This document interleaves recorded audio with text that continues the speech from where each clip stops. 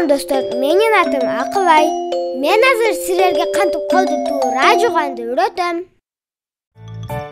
Алаканды самында, ичинда, сыртында, манжаларды дыкачу, калтырбай биринда, бармактарды самында, айланта, айланта, тырмактарды унутпа, болсун таптаза. Ал эми азыр орус тилинде ырдап берейин. Ладошки свои мы мылом трем с двух сторон, и между пальчиков потом тоже с двух сторон.